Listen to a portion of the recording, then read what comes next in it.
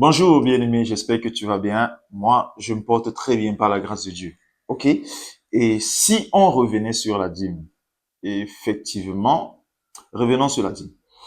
Alors, nous allons revenir sur certains détails qui ont été donnés par rapport à la dîme pour permettre à ceux-là qui ont encore du mal à comprendre de bien comprendre, du moins, permettre à ceux-là qui ont encore pas mal de difficultés avec cette affaire d'être mieux éclairés. Alors, permettez-nous donc de revenir dessus.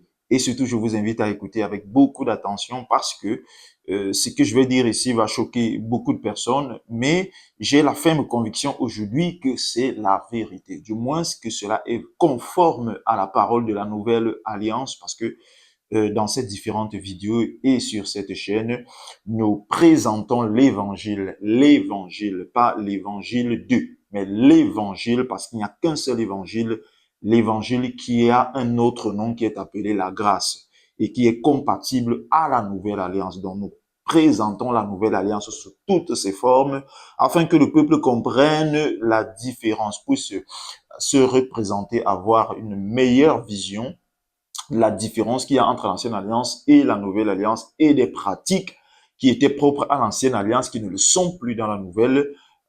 L'objectif, c'est que beaucoup de personnes puissent être affranchies, c'est que le plus grand nombre possible de personnes, c'est que autant de personnes possibles soient affranchies de l'ignorance en ce qui concerne les vérités de la nouvelle alliance. D'ailleurs, c'est pour la liberté que Christ nous a affranchis. C'est pour la liberté. Et nous sommes censés demeurer dans cette liberté-là. Et la liberté n'est qu'en Christ. OK? Alors, la première des choses concernant la dîme, nous soutenons, du moins je soutiens depuis quelque temps, depuis pas mal d'années déjà, que la dîme n'est pas vraiment compatible à la nouvelle alliance. En fait, pendant des années, j'ai soutenu le contraire. Parce que voyez-vous, j'étais dans cette même tendance dans laquelle tout le monde est. Et je sais, peut-être toi également, tu es dans cette même tendance. J'étais dans cette tendance-là, dans cette mouvance, et je soutenais fortement la dîme et je payais la dîme et je donnais même généralement plus que le dixième de mon revenu.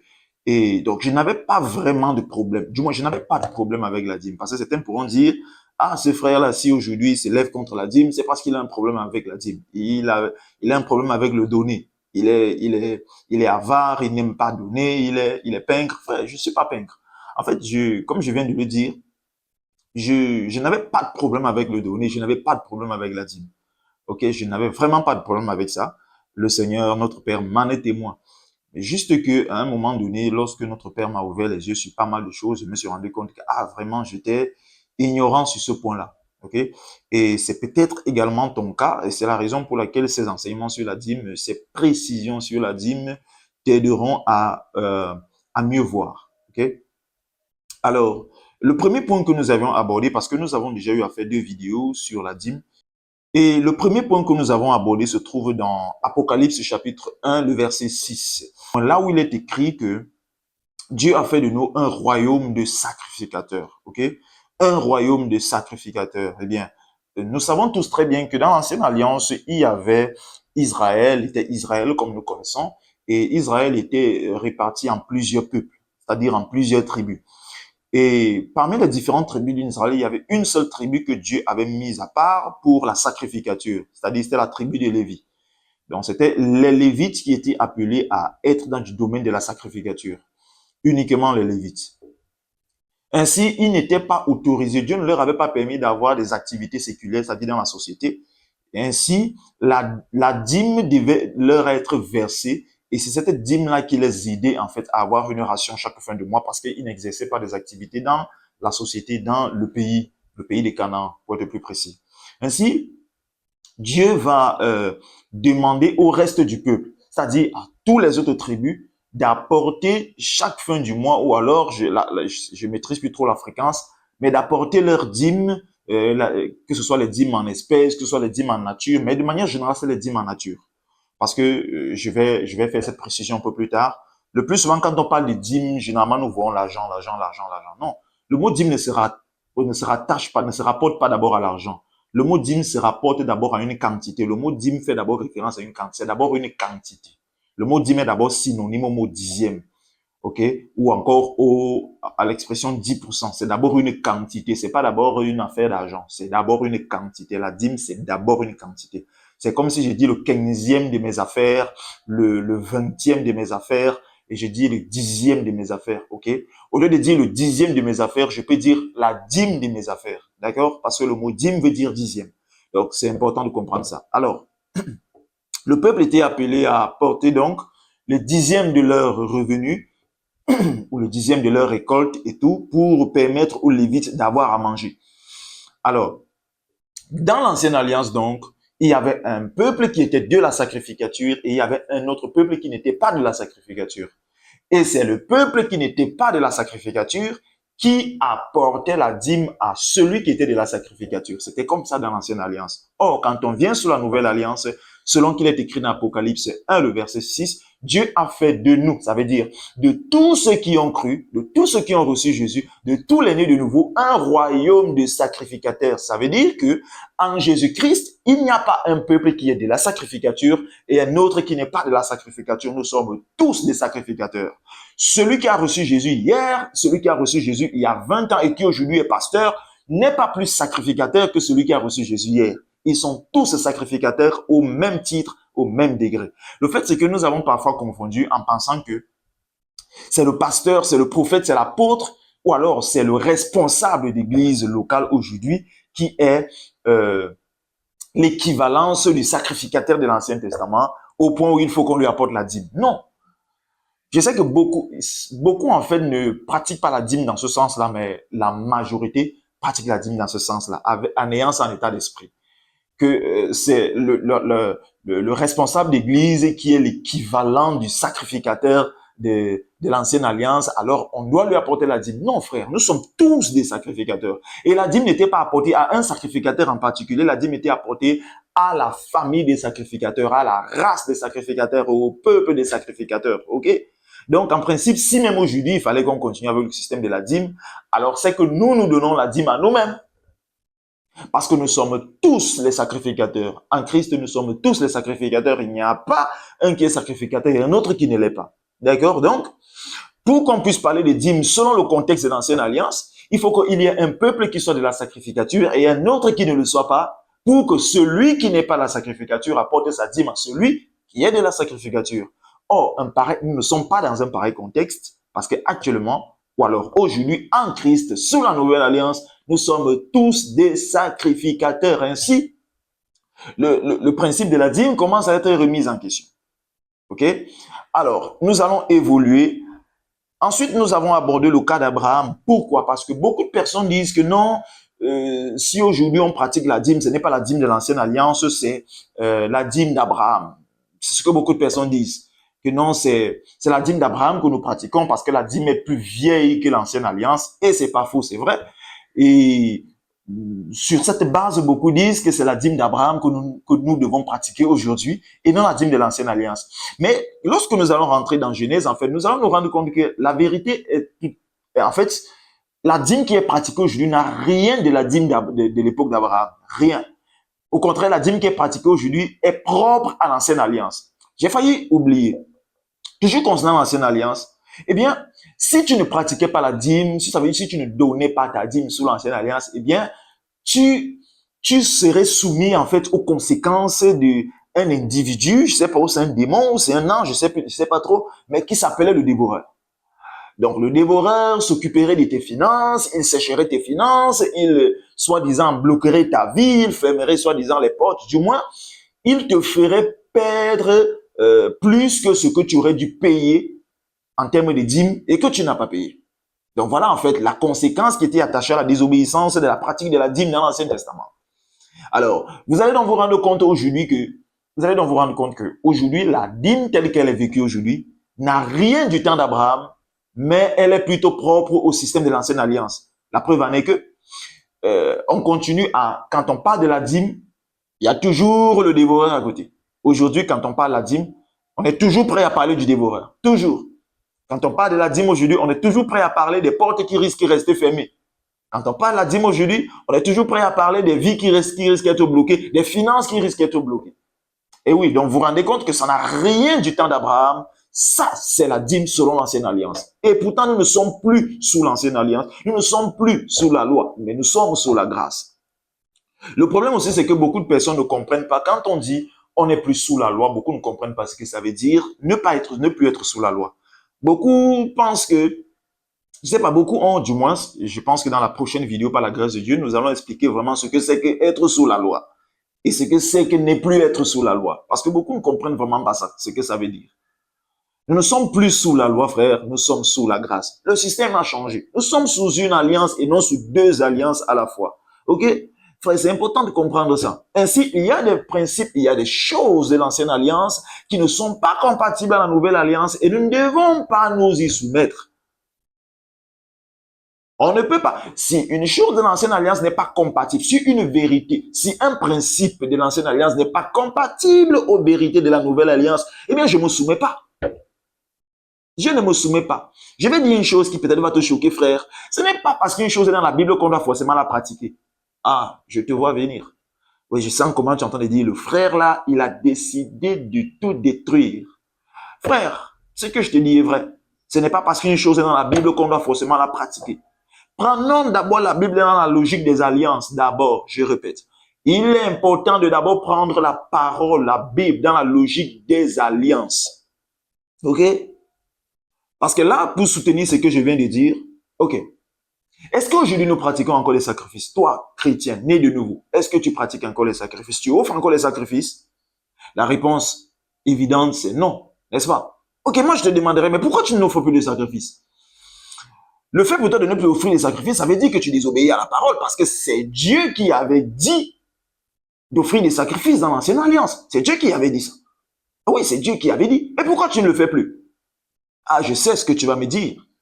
Tu vas me dire que non, je ne le fais plus parce que sous la nouvelle alliance, on n'est plus censé pratiquer des sacrifices, on n'est plus censé offrir des sacrifices. Ah, mais la question demeure. N'est-ce pas écrit dans la Bible qu'il faut offrir des sacrifices? C'est écrit. Ok? Là, tu vas me dire que non, mais c'est aussi écrit que, bon, après Christ, il n'y a plus de sacrifices. La nouvelle alliance le soutient. Et c'est là où je vais revenir pour réitérer ce que je viens de dire. Tu comprends donc, frère, ce n'est pas parce qu'une chose est écrite dans la parole que forcément elle doit être pratiquée. Il est bel et bien écrit dans la parole qu'il fallait offrir des sacrifices. C'est Dieu qui l'avait recommandé. Mais nous comprenons aujourd'hui que nous ne pouvons plus offrir des sacrifices parce que la nouvelle alliance ne soutient pas qu'on doit continuer à offrir des sacrifices. Ok? Il faut prendre la Bible dans la logique des alliances. D'accord? Ainsi, il y a des choses qui sont dans la Bible conformes à l'ancienne alliance que nous ne sommes plus censés pratiquer parce que n'étant pas conformes à la nouvelle alliance, c'est écrit dans la Bible, mais ce n'est pas parce que c'est écrit dans la Bible que nous devons continuer à observer cela parce que si ça n'épouse pas les vérités de la nouvelle alliance, on rejette. OK? Donc c'est important de comprendre ça, frère. Alors, allons à l'époque d'Abraham. Vous lirez l'histoire dans Genèse, je pense Genèse chapitre 14, à partir du verset 15, lisez à partir du verset 15, je pense jusqu'au verset 20, ou peut-être même jusqu'au verset 21. Du moins, Genèse à partir du verset, Genèse 14, à partir du verset 15. Et bien, vous comprendrez l'histoire. Eh bien, ce qu'on remarque, c'est que Abraham n'avait pas pratiqué la dîme. Non. Abraham n'avait pas pratiqué la dîme. Qu'est-ce qu'Abraham avait fait? Abraham avait eu une inspiration occasionnelle et il avait pratiqué une action ponctuelle. C'est important de dire ça. Abraham avait eu une inspiration occasionnelle. Occasionnelle. Ce n'était pas une pratique continuelle. Ou continue si tu veux. C'était une action occasionnelle qu'Abraham avait posée. Une action ponctuelle dans le temps. OK? La preuve en est qu'Abraham n'avait pas observé cette affaire de 10% de manière continuelle. Non, Abraham l'avait fait une seule fois parce que c'était cette fois-là qu'il avait eu une inspiration, qu'il avait eu la conviction de le faire. Donc, au temps d'Abraham, il n'y a pas de pratique de la dîme, il y a juste une action occasionnelle qui a été posée sur la base d'une inspiration ponctuelle. OK? Donc, il n'y a pas de pratique de la dîme au temps d'Abraham. Et l'autre chose qui soutient qu'au temps d'Abraham, il n'y a pas de pratique de la dîme, c'est le fait qu'il n'y avait aucun texte écrit. Il n'y avait aucune loi qui stipulait qu'au temps d'Abraham, on devait pratiquer la dîme. Ça veut dire qu'on devait manifester, se donner, on devait faire se donner les 10% de manière continuelle. Il n'y avait aucun texte qui imposait cela. Il n'y avait aucun texte qui obligeait cela. Donc, Abraham était libre à son temps de donner 10%, de donner 20%. Il était libre. Mais sauf que, à cette occasion unique, Abraham avait eu l'inspiration de donner 10%. Il aurait bien pu avoir l'inspiration de donner 5% et on n'aurait plus parlé de dîmes. C'est pourquoi, au début, je disais qu'il ne faut pas confondre. Quand on parle de dîmes, on ne parle pas d'abord d'argent, mais on parle d'abord de quantité. Ainsi, normalement, on devrait dire que Abraham, à une période bien précise, dans un cas bien précis, a eu une inspiration ponctuelle de poser une action occasionnelle, c'est-à-dire donner 10% de son butin à un individu qui s'appelait Melchisedec, qui était sacrificateur du Dieu très haut. Une action occasionnelle. Il aurait bien pu être convaincu de donner 5% et on aurait pu parler de dîme parce que le mot dîme veut dire dixième. Quand on dit dîme, on parle encore de dixième. On ne parle pas de dixième d'argent, non, mais on parle d'abord de dixième de choses, dixième de revenus, dixième de vêtements, dixième d'effets, dixième... On parle de dixième de choses. Donc, on dira Abraham a donné le 10% de ce qui... Il a été convaincu ponctuellement, occasionnellement de donner 10% de ce qu'il avait à Melchisedec. Ce n'était pas continuel. Abraham n'a pas continué à faire cela. Donc, ce n'était pas une pratique dans la vie d'Abraham et on verra même dans la descendance d'Abraham, cette affaire même n'était pas une pratique. La preuve en est que on ne verra pas Isaac pratiquer, même une seule fois, on ne voit pas Isaac donner le 10% de son revenu ou de son butin. Nulle part on ne voit Isaac faire ça parce que ce n'était pas une loi, donc ce n'était pas une pratique. Abraham a eu son inspiration, gloire à Dieu. Abraham, tu as eu ton inspiration. Moi, Isaac, je ne suis pas obligé de faire comme toi parce que rien ne m'oblige à faire comme toi. Et si je ne fais pas comme toi, je ne pêche pas. Je ne suis pas obligé de faire comme tu as fait, Abraham. Si moi, ça me monte à l'esprit de donner 1%, je donne 1% parce qu'aucune loi à notre époque, à nous, Abraham, ne nous demande de donner 10% à qui que ce soit. Alors, Isaac ne l'a pas fait. Lorsqu'on évolue, on arrive sur Jacob dans, je pense, Genèse chapitre 28, c'est le verset 22. On voit Jacob qui va promettre à Dieu de lui donner la dîme. Si Dieu le garde et le ramène dans la maison de son père et tout, il promet qu'il donnera à Dieu la dîme de tout. C'est Jacob qui ouvre sa bouche pour faire une promesse. C'est pas Dieu qui lui demande de faire ça. Lorsqu'on évolue encore les 12 patriarches, c'est-à-dire les 12 fils de Jacob, on ne voit aucun d'eux dans la pratique de la dîme. Aucun dans la pratique de la dîme. Aucun.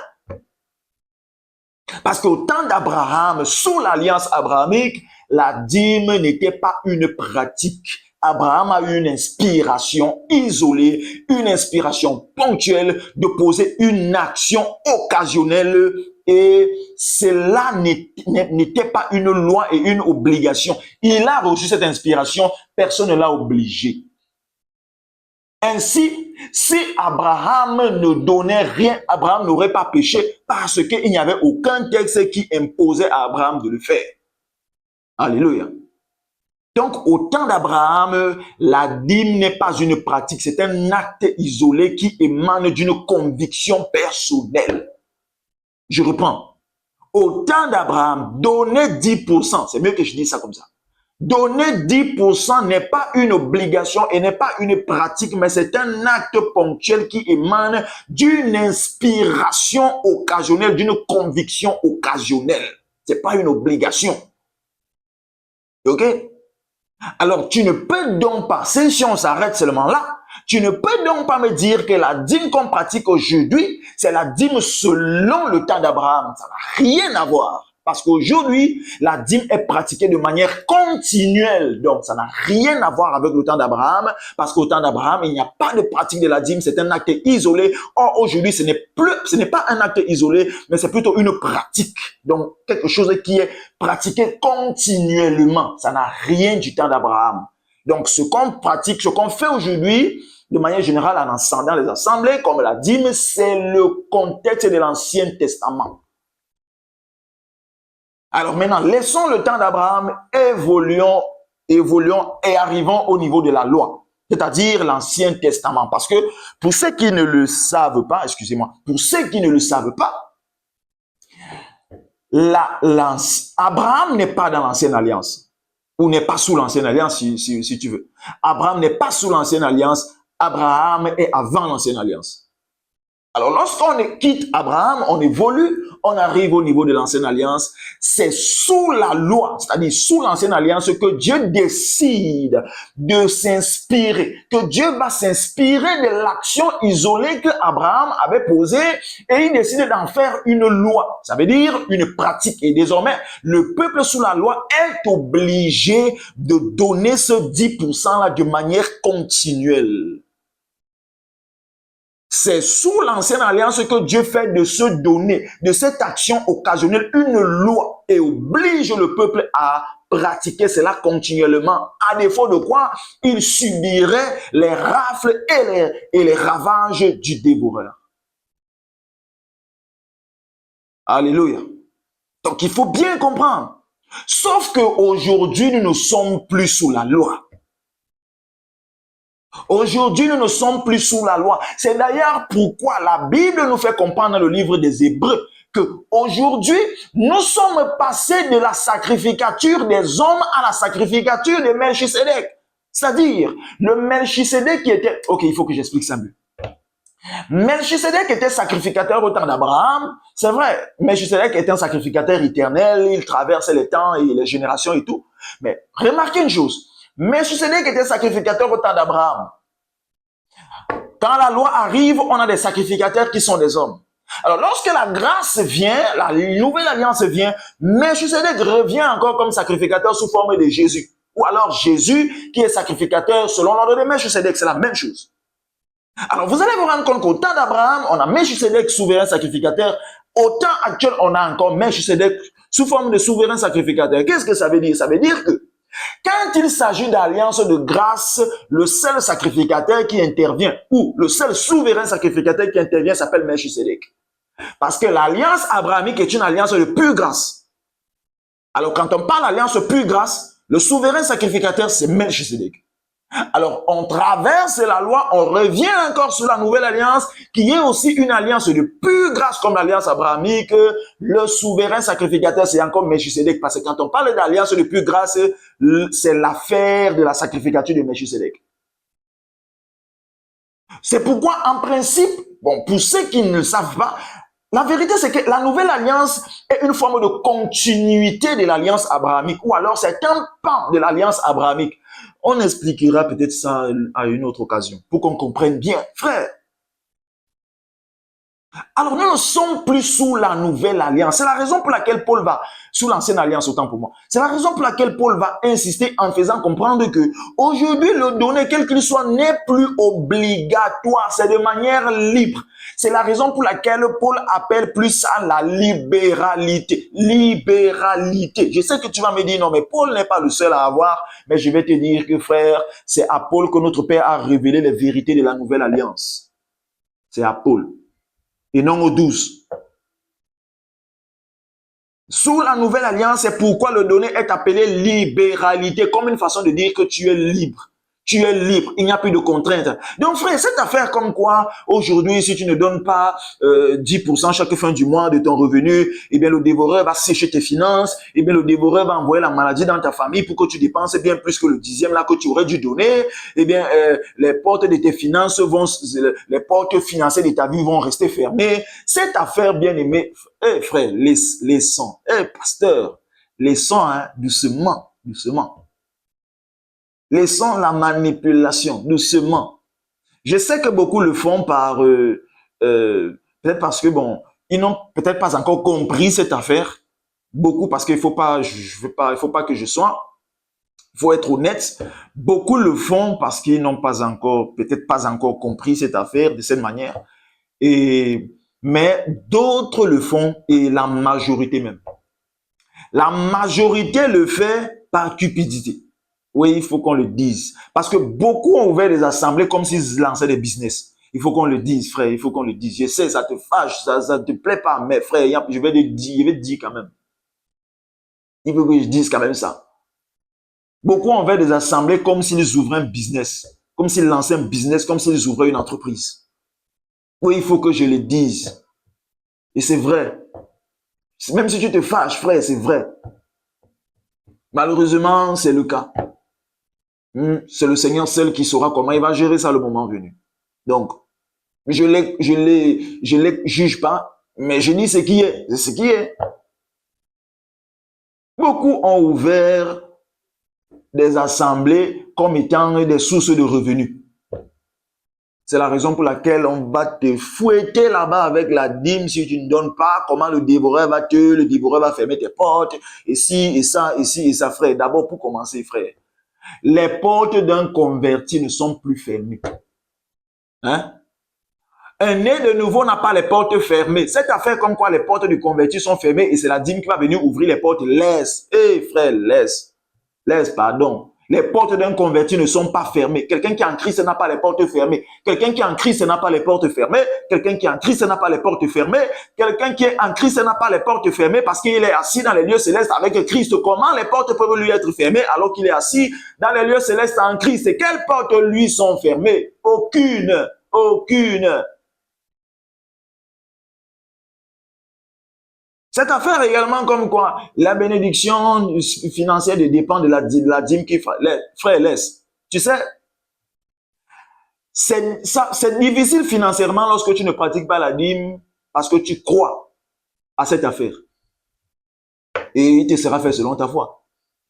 C'est pourquoi, de manière générale, la majorité des chrétiens donnent le 10% dans les assemblées par contrainte. Frère, tu ne peux pas me dire le contraire. Je n'ai pas fait une seule église. La majorité des convertis donnent la dîme par contrainte. Ils ne sont pas libres. Ils donnent par contrainte. Ils donnent par peur du ministère du dévoreur dans leur vie. Je sais de quoi je parle. Ils donnent par contrainte, par peur que les portes financières ne se ferment. Ils donnent par contrainte, par peur qu'ils ne reçoivent rien de manière financière venant de Dieu en retour. Par peur que leurs finances sèchent. Beaucoup donnent par contrainte. La majorité donne par contrainte.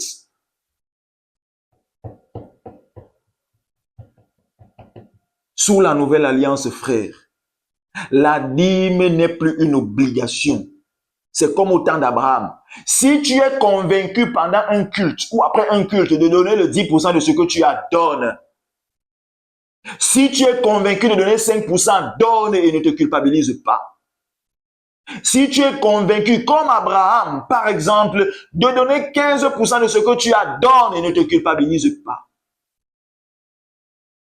Si tu es convaincu de donner 20%, donne. Si tu es convaincu de donner 2%, donne 2%. Et qu'on ne te fasse pas te culpabiliser, frère. Qu'on ne te fasse pas du chantage, que comment financièrement tu ne vas pas recevoir parce que tu es avare, parce que tu refuses de donner à Dieu, tu refuses de s'aimer, tu refuses de faire avancer l'œuvre de Dieu. Frère, l'homme ne fait pas avancer l'œuvre de Dieu. Dieu fait avancer son œuvre lui-même. Au travers de nos dons, c'est-à-dire de nos offrandes, nous ne faisons pas avancer l'œuvre de Dieu. Non, mais nous participons à cette œuvre. C'est deux choses différentes. Faire avancer l'œuvre de Dieu, c'est comme si cette œuvre-là repose sur toi. Cette œuvre, ça ne repose pas sur toi, frère. Avec ou sans toi, Dieu fait avancer son œuvre. D'ailleurs, quand Dieu créait la terre, tu étais là. Parfois, nous faisons comme si, non, vraiment, c'est trop notre agent qui va faire à Dieu de faire. Ah bon? Mais toi, tu m'amuses, frère.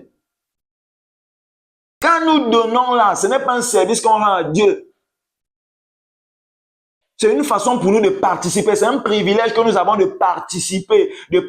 C'est comme quelqu'un est en train de faire une œuvre et on décide, ah vraiment, j'aimerais participer, j'aimerais participer à cette gloire. C'est un privilège pour toi. Quand tu donnes, ce n'est pas un service que tu rends. Alléluia. Ah, je sais. Et je vais m'attirer encore des problèmes, des ennemis. Je sais, frère, il n'y a pas de problème.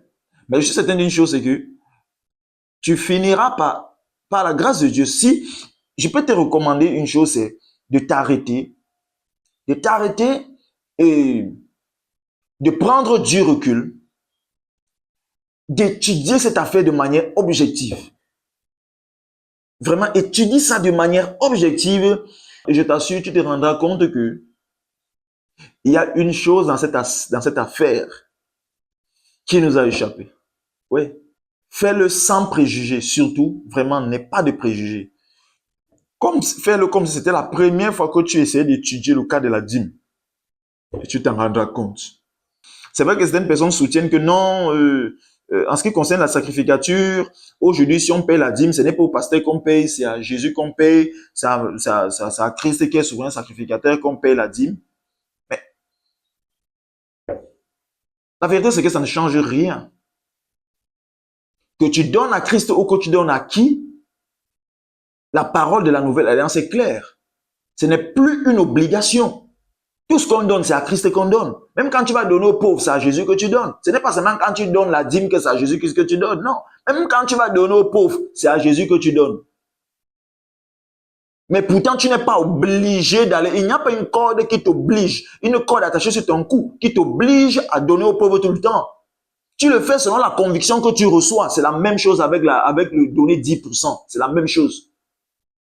Que tu donnes à qui? Que tu donnes à Jésus ou pas? Tu donnes selon la conviction que tu as. Si tu es convaincu de donner 10%, donne. Si c'est 2%, donne. Il n'y a pas de problème. Il n'y a plus une obligation aujourd'hui en termes de montant. Il n'y a plus une contrainte aujourd'hui en termes de montant. Le montant aujourd'hui dans le donné est fonction de la conviction que tu reçois. Et personne ne doit te condamner là-dessus, frère.